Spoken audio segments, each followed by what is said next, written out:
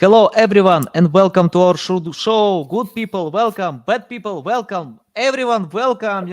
I don't want to discriminate bad people. Welcome to our show as well. Anybody, welcome, because today we learn about customer research and how you can get a lot of sales and results. I'm excited to discuss this topic with Ryan Paul Gibson. How are you? I'm good. Yeah, nice. Okay, before we start, just tell. Oh, something wrong with audio. Yeah, you're on mute. Mm-hmm. How about Yeah. now? Can you hear me? Yeah, right now it's okay. I was saying you set a nice tone for the show. uh, Very nice. Very welcoming. yeah, before we start, just tell more about yourself, your experience, background, and why you decided to take this topic.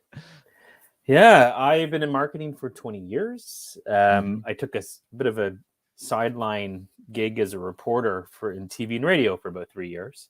And then I went back to marketing. And research has always been a big pillar of what I do.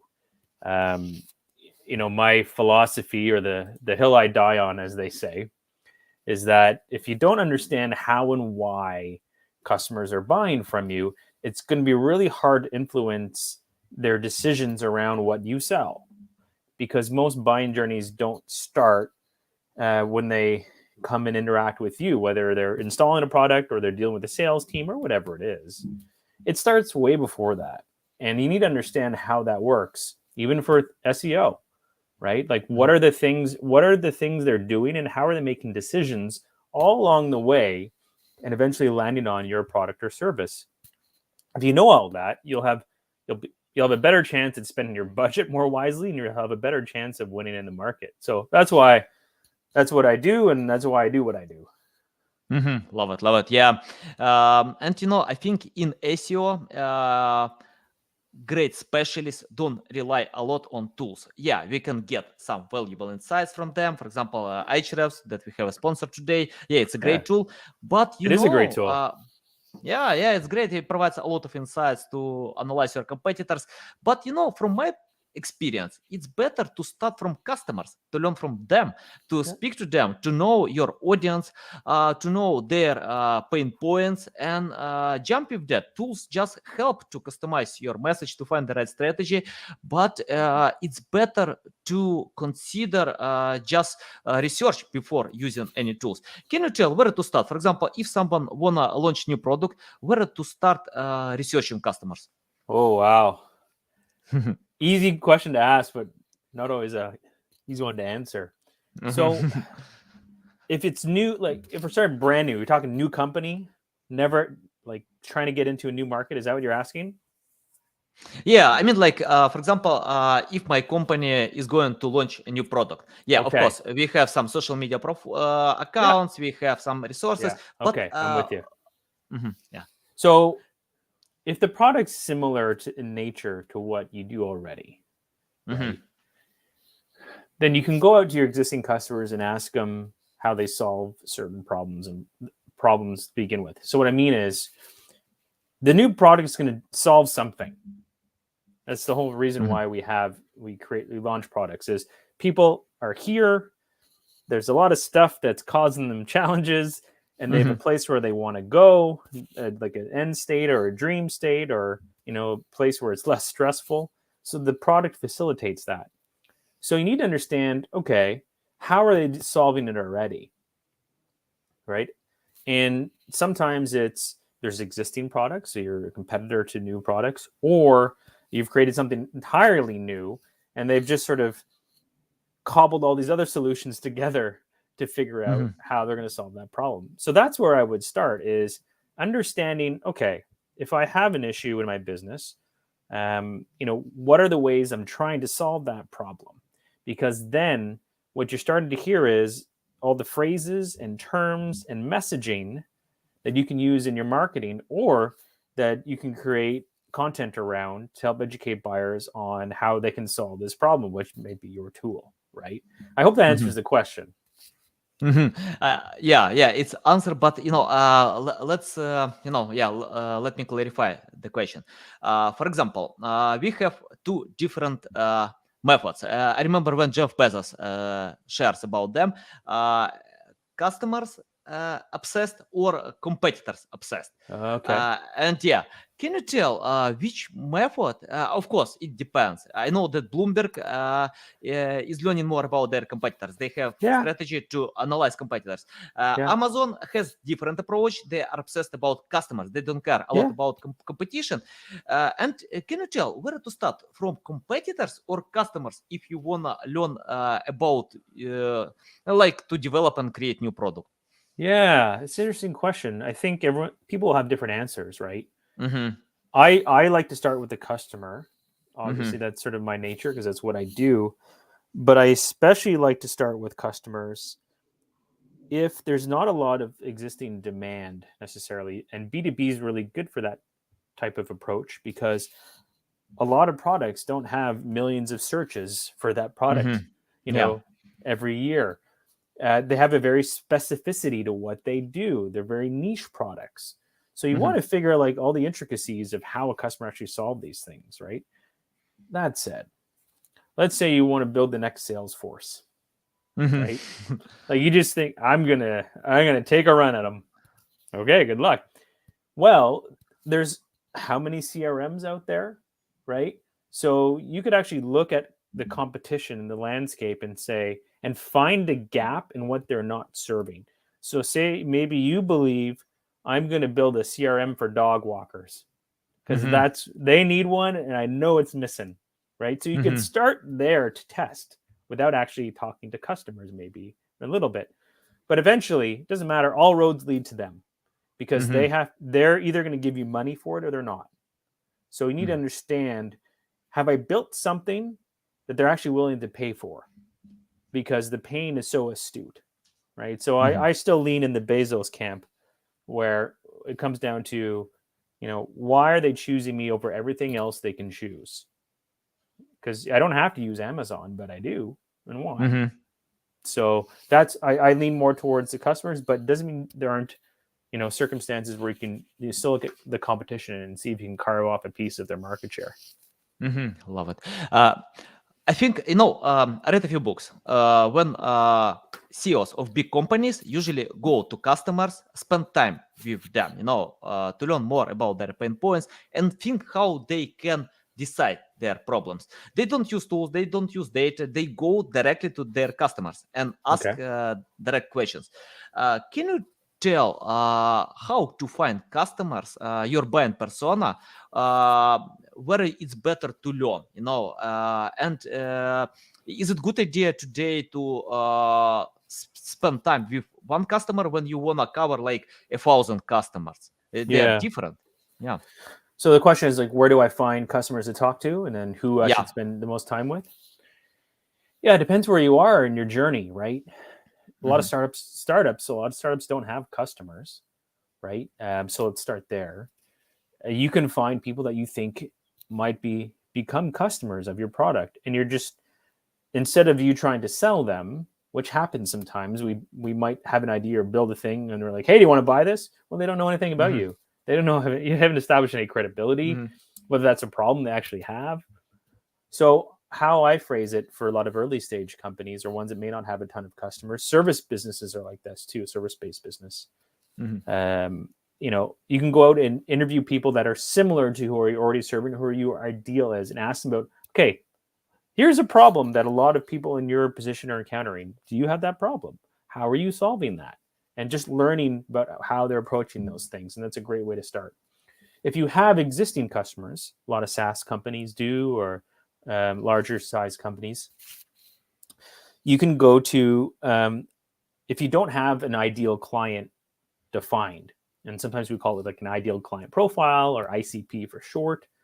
If you don't have that defined, there's a few things you can look for. You can look for people who have, who are your highest average contract value, ones who pay you the most money, the ones who have converted the fastest in the last, say, 2 quarters or the last, 180 days, maybe in the last year. Because if they've come in quickly and had a high intent and then bought quickly, something is happening in their business or in their role or responsibility that's really they're gravitating towards your product. But why?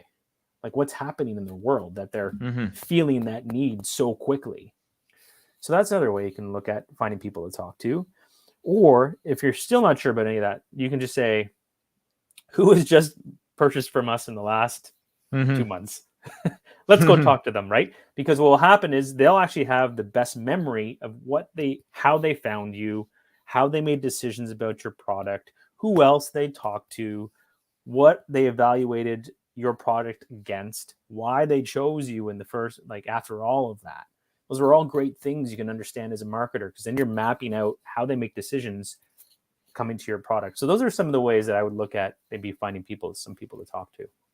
Yeah, ask why. Yeah, agree with that. Can you tell more about go-to-market strategies? Which strategies we have, and how to find yours? Oh, wow.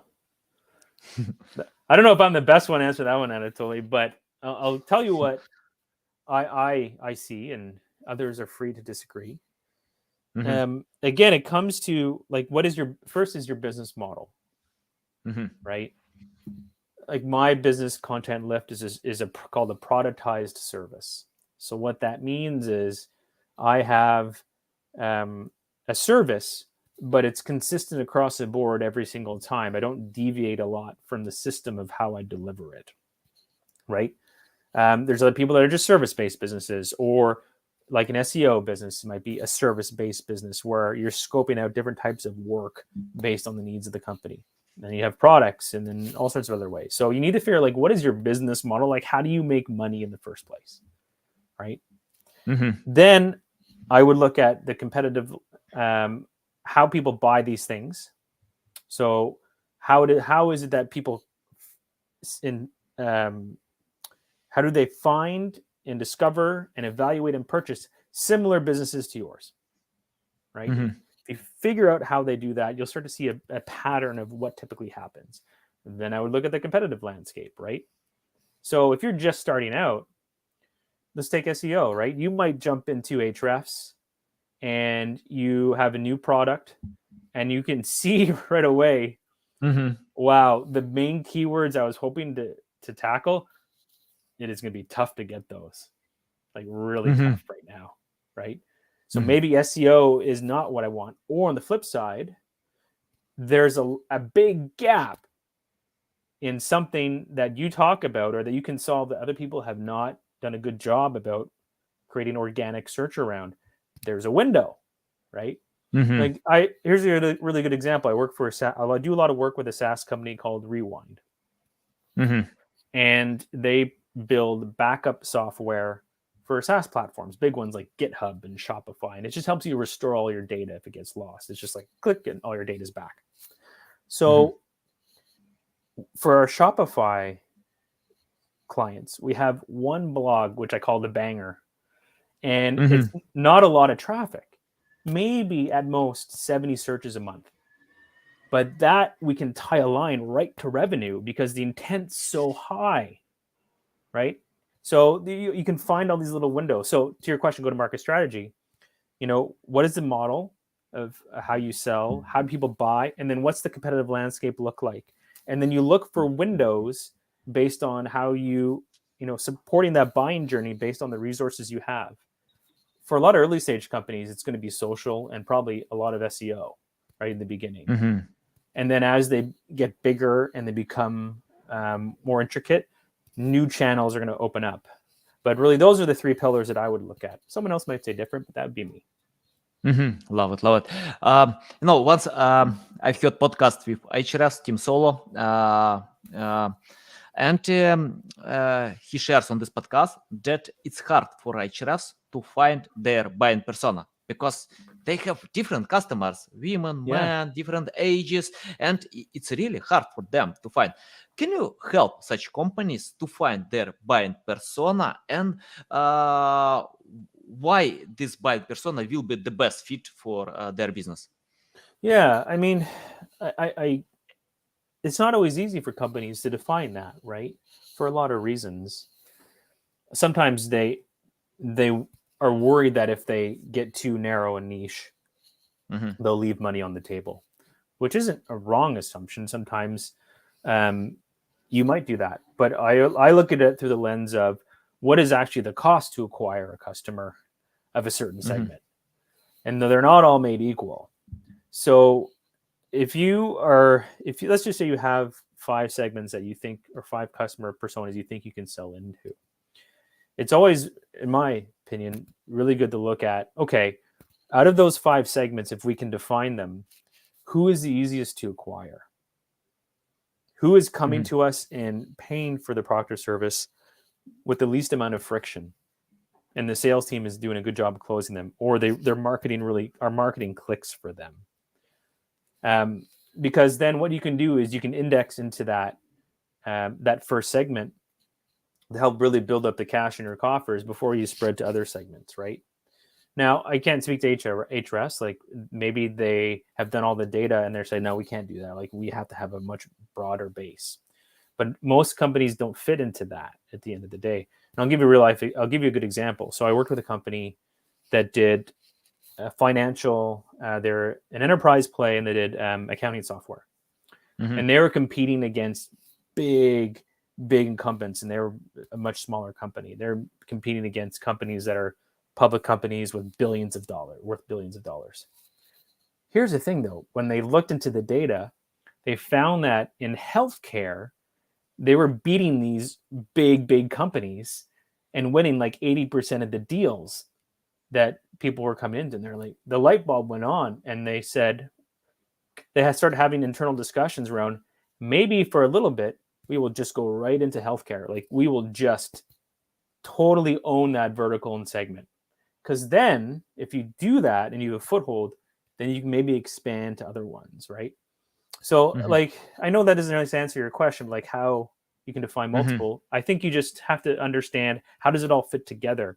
Sometimes you can go after many segments, but sometimes you might be losing money trying to chase a few segments, as opposed to focusing your resources in maybe 1 or 2 and you can command more market share.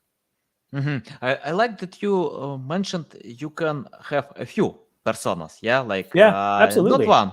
So create landing pages for a few personas, different text, content, and cover different people. Why not? So it's a good idea, by the way. Well, because the problems still exist, right? Regardless of, for a lot of products. So we were having actually a lot of this discussion in the company Rewind I was just talking about. Is we're finding for companies, we have a product that backs up GitHub. Biggest code repository in the world. Most developers use it, right? So you would think logically, well, they're all going to want to use this product, but that's not the case. And there's a lot of reasons why. And then when you dig into who's buying, when you talk to customers, different types of companies prioritize the product differently. So some companies who have purchased said, oh yeah, I've known about you for a while. And then we finally sort of decided because it was time. And then other customers like, oh yeah, as soon as we saw it, we knew we needed it. And this is why, right? So they both use it and both paid for it. But how they look at the acuteness of the problem is different. So you have to understand those things as a marketer, right? Because then you can leverage different things with those different personas. Yeah, I remember when Warren Buffett replied to some question, and he told, for example, you can set up 2 campaigns, A and B. If you can sell with B campaign 2 times more, so why you need to pay for campaign A if you have B that provides much better results? Yeah. So I ain't gonna argue with Warren. He's been more successful than me. Yeah, he's very successful. Okay, I found on your LinkedIn profile you can interview customers. For example, if some companies reach out to you and want to know more about their customers, can you tell about the technical aspect, how to reach out to customers and get valuable insights? Yeah, outreach is the hardest part. Even with your own customers. And most companies who have some type of system in place for reaching out to customers, they'll usually tell you the same thing. If customer success has frequent conversations, or sales does, it isn't always easy to get your customers on the line, which is why we have things like customer panels who we sort of pick, and then they sit with the company, year in, year out, and we go to them for, to sort of bounce their ideas off of, which is great. They're very valuable to have those. But it is always the hardest part because they have other things in their world that they're trying to do. And us asking them a bunch of questions for 45 minutes isn't always their priority, even if they want to help. So how I do this is I look at it in different ways. If I want to talk to existing customers, and depends on like what I want to know. Like if I want to know, maybe new products to build. You talked about that at the beginning of the show. I want to go to maybe customers we've been working with for a long time because they might have good ideas around that, right? So I'd go into my CRM and I would reach to them and I'd talk to people that look like I'd ask people who have a lot of engagement with us and I'd start there. So people who actually really believe in our mission, because then they'll have a higher rate of maybe getting them booked into an interview. If I'm going to want to talk about the research I do, which is, investigating buying journeys and go-to-market strategies and how we should be leveraging that type of thing, I'll try and look for customers that just closed that fit within all those things I just talked about, which is, they gave us, they're paying us a lot of money.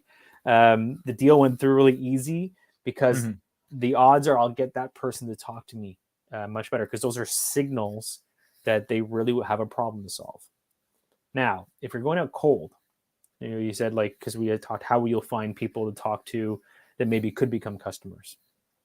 That's more challenging. That's just like cold calling, right? Or cold emailing in sales. It's no different. The only difference is you're not selling anything, and that's actually part of your strategy. So how I approach that is I'll research someone on LinkedIn. You can go to LinkedIn Navigator. You can filter through firmographics, or you can go to your own network, which is a good one, or private networking groups. I'm in a few like Slack groups or Discord groups or Facebook groups or whatever, and find people that are similar.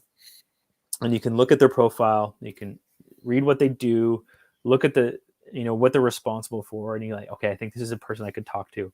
And then when you reach out to them, either through direct message or email, you can say, hey, Susan, saw your profile, love your company. I see you do this and this and this. I'm hoping to talk to people like you to give me insights about these types of problems. I think you have a lot of great experience, and I'd really be hoping you can schedule like 30 minutes of your time with me. I'm sort of just making it up right now, but that's it. And then what I do is I will send like cold emailing. I'll probably send about 3 or 4 emails, might follow up in social. And then after about the 5th time, I'll do that breakup thing where it's just like, hey, last time I'm going to contact you. If you don't want to talk to me, totally understand. So that's sort of technically how I will do this work. I spoke a lot there, but those are some of the ways that you would do this, right? It's a lot of it is really, that's the longest part, is getting people booked to talk to them. Can you share the average response rate with such approach when you, That's a good question. I've never really, I can only speak anecdotally. I would say, 20 to 30% is often what I get. And the reason is because I'm not trying to sell anything, right? That doesn't mean it won't turn into a sale eventually, right? When I did my own research for my company, I spoke to 24 CMOs and VPs of marketing, and I've worked with maybe 2 or 3 of them, right? But that was also, I did that first initial work about 13 months ago, right? And one has just reached out the other day to say, hey, maybe we should do, I think I might have found a project for us to work on, right? It takes time for these things to unfold in B2B. So response rates for just a general research interview, I find it's anywhere between 20 to 30%. There are some things you can do though, to increase that. We talk a lot about incentivizing interviews. People do it in sales, right? If you sit on this demo, we'll give you this gift card or this thing. It happens in research circles as well. And you can do it on your own, or you can hire a third-party service. There's a few of them. There's one called User Interviews. There's another one called Respondent. And what these are is just platforms, marketplaces, where you can type in a bunch of firmographics and persona information, and it'll find the people you want to talk to, and then you can incentivize them to join a call for you for 30 minutes or an hour or whatever it is, to ask them a bunch of questions about how they solve problems that maybe pertain to your business, right? So yeah, I find it's a little better than the sales cold outreach, but it still can be challenging to get people. Yeah, love it. I think you have higher the average data, because according to a few studies, only 8% of all personalized outreach emails are opened. 8%. When you have like 20% response rate, is high. Yeah, that's okay. I'm not sure it's you can cover like 100% or even 50%, but 20%, is well But then enough. you know what's interesting about that number, because that I hear that about cold outreach in my entire career, that sort of 5 to 10%. The number varies based on like where the study is. But what's interesting, if you flip that around and you read about the studies people do on how much of a market is ready to buy, it's usually the inverse of that number. Like it's usually like 80 to 90% of your market isn't ready to buy, and 10% to 5% is.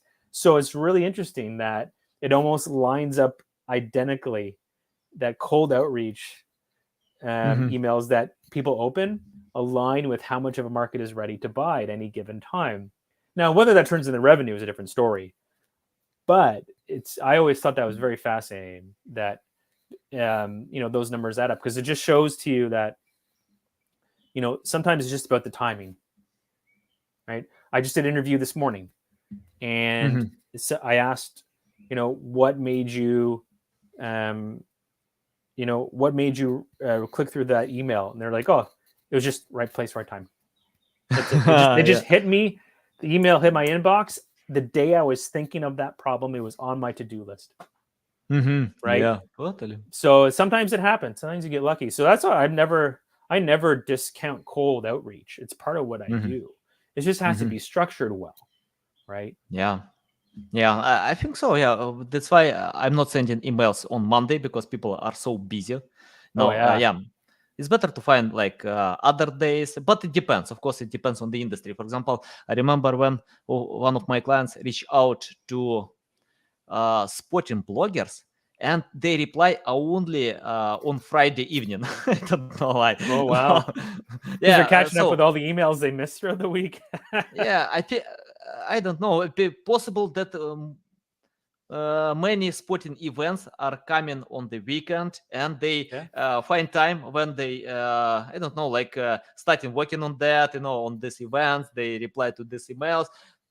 So it depends. It's better to learn more when your audience is active and send emails. And it's better to ignore time when they are busy, So if they are working on Monday morning, but they have many other emails, it's a big chance they will ignore yours, because it's better. I know that people usually reply to their customers, colleagues, I don't know, such emails, and when they have time, they can reply to other emails. Absolutely. So, when I worked in a newsroom, when I was a reporter, we would see on average 300 to 400 pitches a day, net new.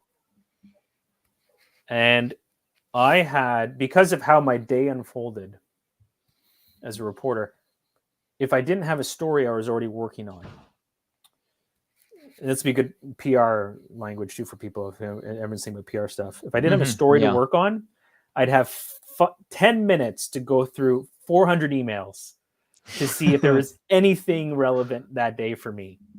So I didn't read pitches. I read subject lines. Yeah. I just went, oh, that looks interesting. And then I'd read. Nope. Delete, right? So I say that because same thing with cold pitching. Think how busy you are during the course of the day, Anatoly. Like you have a ton that you're trying to get done.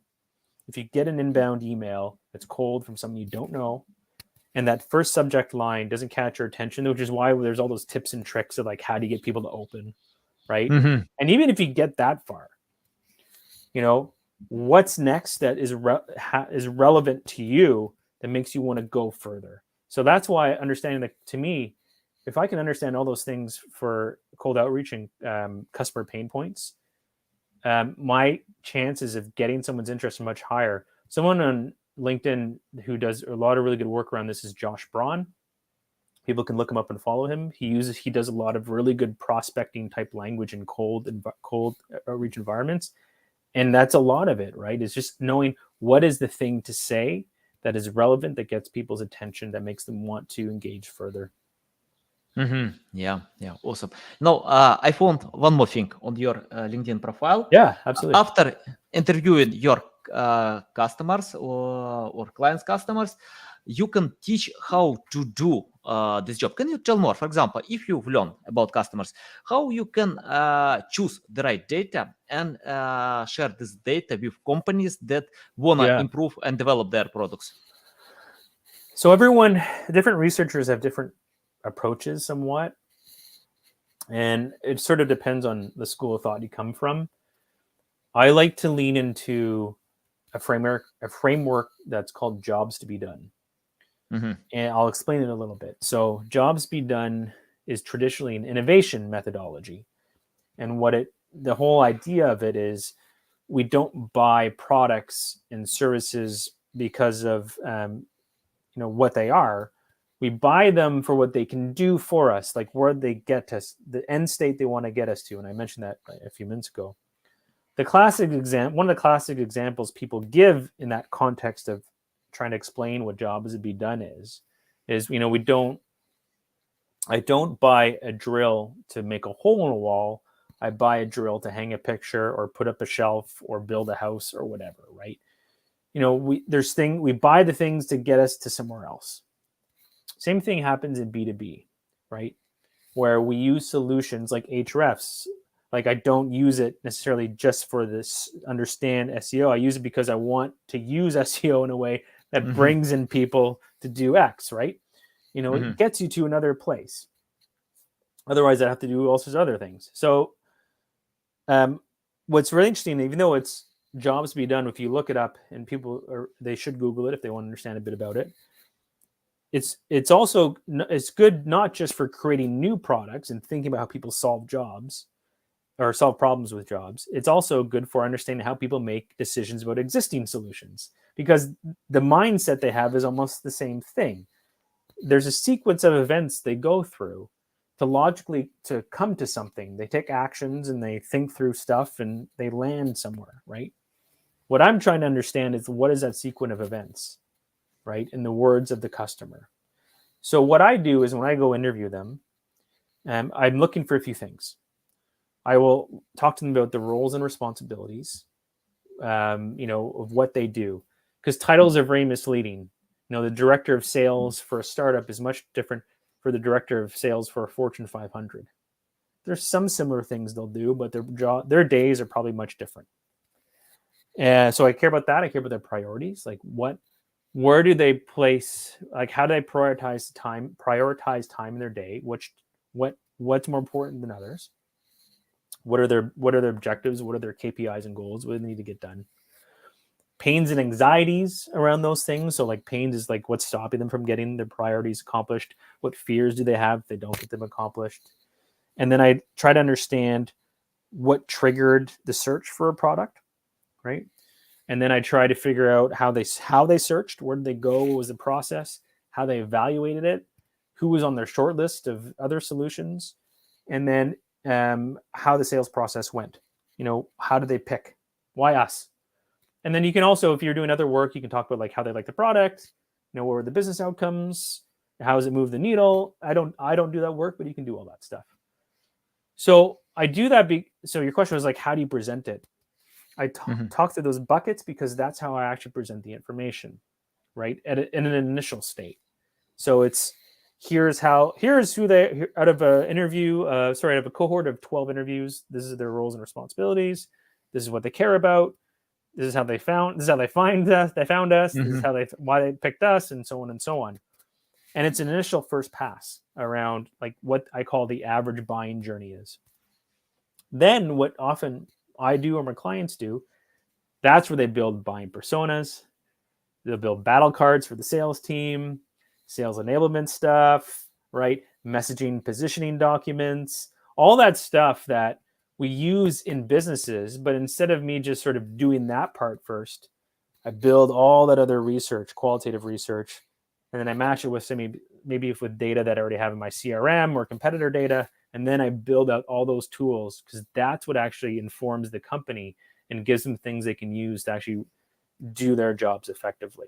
That's how I sort of take that information, spin it all up and then communicate it to a company or a client. Yeah, nice. And I remember when I check out a few studies about how many recommendations many different companies usually provide after getting research. And for example, in SEO, only 40% of all recommendations are used, and 60% are ignored, because companies have no time, resources. They get a lot of insights and they just ignore it. It's not good, of course, for SEO. What about customer research? Can you tell from your experience how many recommendations are companies use, and how to convince them that it's better to do it because you can get much higher results, sales? Yeah, it's probably the same, to be honest. So, because that was, I've been a person that has run marketing teams, and even when I brought in contractors, not all the ideas get used, and there's reasons for that. Sometimes it's, like you said, we don't have time. Sometimes it's politics. Sometimes people don't believe the research, right? I talk to the customers all the time. I know. I'm like, well, yeah, you do, sort of, right? So how do you get them to use it? There's a few ways, right? I actually will sometimes get involved in their marketing. And when I do a report, I actually start tweaking their existing marketing, right? Just as ideation, not saying this is exactly what you need to do, but I'll change like H1, H2s. I'll write ads. I'll do content clusters around here's what your next. I'll pick out topics for high intent search, right?